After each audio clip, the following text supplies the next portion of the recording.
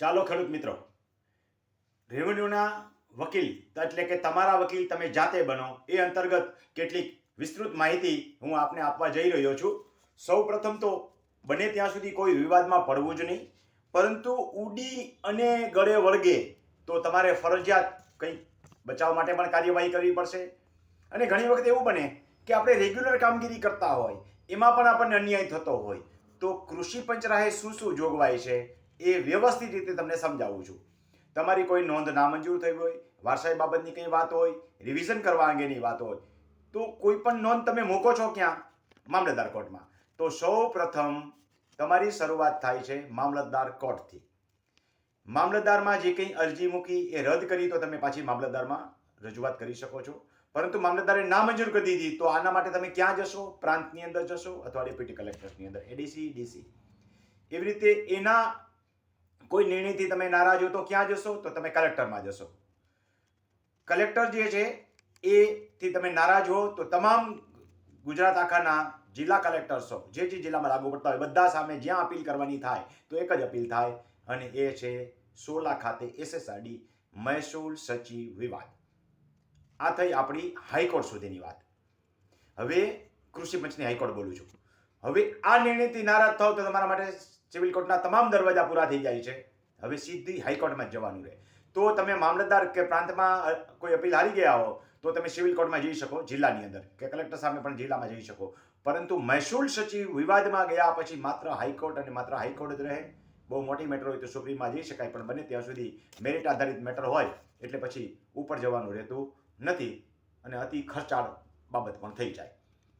હવે પ્રોસિજર બધાની સરળ છે એ સમજો. તમે ચાહે મામલતદારમાં હો, ચાહે પ્રાંતમાં અરજી કરતા હો, ચાહે કલેક્ટરમાં હો, રીત બધાની સરખી છે. સૌ પ્રથમ તો એક નિર્ધારિત ફોર્મેટની અંદર તમે અરજી કરો છો. જે અરજી કરશો એ તમે રૂબરૂ જઈને ઇન્વર્ટ કરાવો છો. એટલે સૌ પ્રથમ પ્રાંત હોય, કલેક્ટર હોય, એ શું કરશે તો એ એની રજિસ્ટ્રેડીથી નોટિસ કાઢશે અને બંને પક્ષકારોને એની જાણ કરશે. નોટિસ બજી જાય એની ખાતરી કરશે. પછી બંને પક્ષકારોને રૂબરૂ બોલાવવા માટેની એક તારીખો આપશે અને રૂબરૂ બંને સાંભળશે. એમાં તમે તમારા જે કંઈ ડોક્યુમેન્ટ હોય તમે પ્રેઝન્ટ કરી શકો છો. બંનેને સાંભળશે. ડોક્યુમેન્ટ આધારિત એટલે મેરિટ આધારિત જ નિર્ણય કરવાનો છે. કાયદામાં શું જોગવાઈ છે અને ડોક્યુમેન્ટ શું છે એ ધ્યાનમાં રાખીને સક્ષમ અધિકારી એટલે પ્રાંત કે કલેક્ટર જે હશે એ નિર્ણય કરશે. ઓછામાં ઓછી 3 મુદતથી વધુ એટલે 4 મુદત આપશે. જેથી વધારે મુદત માગો તો આપી શકાય, પણ બને ત્યાં સુધી 3 થી 4 મુદતની અંદર આ ફેસલ થઈ જતું હોય તો ચોથી મુદતે જે છે એ નિર્ણય કરી શકે. જરૂર નથી કે કરી જ નાખે, પણ લગભગ કરી નાખતા હોય છે. આ નિર્ણય તમને સંભળાવશે એટલે એને ઠરાવ પર લીધો કહેવાય. ઠરાવ પર લેશે. ઠરાવ પર નિર્ણય લીધા પછી ઓપન કોર્ટની અંદર આખો નિર્ણય સંભળાવશે અને એની કોપી આપશે. રજિસ્ટર્ડ પક્ષકારોને કોપી બજાવશે અને પછી તમારે આની સામે અપીલમાં જવું હોય તો 60 દિવસની તમને મુદત આપશે. 60 દિવસની મુદતમાં તમે ચાહે મહેસૂલ સચિવની અંદર કાંઈ સિવિલ કોર્ટની અંદર તમે એને પડકારી શકશો. તો આ હતી આખી પ્રક્રિયા. બને ત્યાં સુધી કોઈ વ્યક્તિને આ પ્રક્રિયામાં ન પડવું પડે એવી આપણે ભગવાનને પ્રાર્થના કરીએ.